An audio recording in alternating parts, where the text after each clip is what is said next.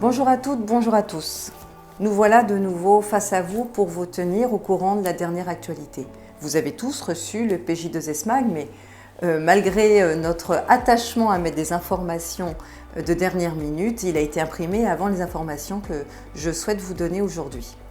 Nous avons eu la confirmation de la réouverture des écoles pour la section primaire à partir du 26 avril. Nous nous organisons pour pouvoir respecter tous les protocoles sanitaires qui sont encore en discussion aujourd'hui, notamment autour des autotests qui ont été annoncés pour lesquels nous aurons des précisions d'ici la rentrée.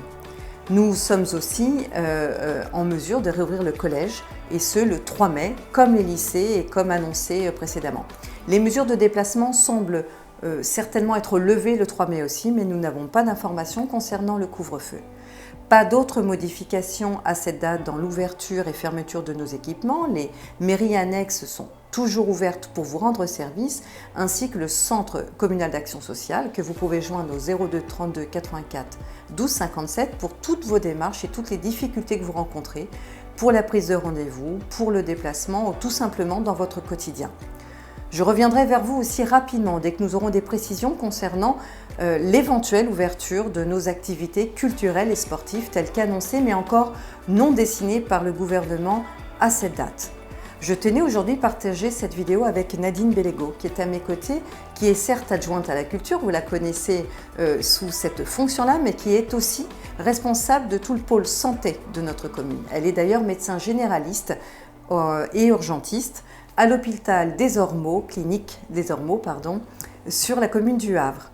Je lui laisse la parole pour vous préciser toutes les modalités et les dernières consignes en matière de sécurité sanitaire, sachant que je félicite encore l'organisation du centre de vaccination qui a vacciné plus de 15 000 personnes sur notre territoire. Ça fonctionne bien et c'est notamment, entre autres, grâce à des élus comme Nadine qui sont très investis pour que notre centre de vaccination soit opérationnel chaque jour.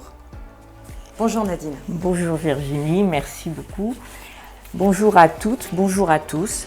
Donc je voulais vous donner quelques points qui me semblent importants par rapport notamment à l'actualité, à l'épidémie mondiale de la Covid-19.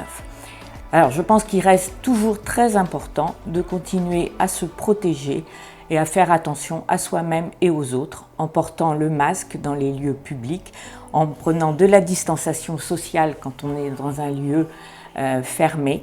C'est vraiment très important car même si les vaccinations augmentent et on se réjouit de voir que sur notre territoire il y a plusieurs sites de vaccination qui permettent à tout le monde d'accéder selon les modalités prescrites par le gouvernement, mais il reste important car les variants aussi arrivent sur notre territoire, donc continuons à bien nous protéger et à protéger les autres.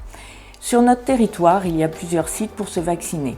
Le grand site des Aulnes à Lillebonne, qui est géré aussi par le CHI de Lillebonne et qui permet aux plus de 55 ans maintenant, même sans comorbidité, d'accéder à la vaccination par plusieurs sites Doctolib, le numéro 02 79 46 11 56 ou santé.fr. Donc ça, c'est un site qui permet d'accéder à la vaccination sur les Aulnes. Sinon, il y a les pharmaciens, les médecins généralistes de notre commune qui participent aussi à la vaccination, les infirmières libérales également. Si vous rencontrez des difficultés pour vous faire vacciner, n'hésitez surtout pas à appeler le CCAS de la commune, l'Arpège comme on dit, au 02 32 84 12 57. C'est un numéro qui vous permettra, qui vous aidera à trouver un rendez-vous sur les plateformes si vous êtes en difficulté ou qui organisera avec vous aussi le déplacement vers les Aulnes notamment si c'est nécessaire. Je voulais vous dire également qu'il y a eu sur la commune des dépistages massifs, auxquels vous avez certains participé et c'est très bien. Je pense que c'est important de se faire dépister, il ne faut pas hésiter à le faire, on a parfois peur des conséquences. Il faut savoir que si jamais vous étiez positif, le laboratoire qui fait la détection vous appelle. Ensuite, il déclenche un système qui permet d'aller à votre domicile pour vous prévenir. pour vous mettre en quarantaine. Ça fait peur à tout le monde, mais il faut savoir que la CPAM organise avec des sites dédiés, des applications comme on dit maintenant, pour que des infirmières de la région où vous êtes puissent vous contacter, venir à votre domicile pour faire un peu le point avec vous sur vos difficultés. Si elles estiment nécessaire, elles vont demander à votre médecin traitant un suivi. Elles peuvent venir aussi également, vous voir une périodicité établie, voir comment vous allez, comment ça va, si ça s'aggrave. Voilà, vous ne serez pas tout seul. Et il faut aussi savoir que si par ailleurs vous avez des difficultés sociales pour aller faire vos courses, que vous êtes isolé, que personne ne peut vous aider, ça peut arriver si vous n'êtes pas dans la commune depuis plus longtemps, il ne faut surtout pas hésiter à le faire savoir parce que la préfecture sera mise au courant et déclenchera un système qui s'appelle le CTAI. Alors, je prends quand même mes petites notes pour vous expliquer ce que c'est parce que c'est pas évident. C'est la cellule territoriale d'appui à l'isolement. Et ça peut être mis en place par la préfecture qui contacte le CCAS de la commune.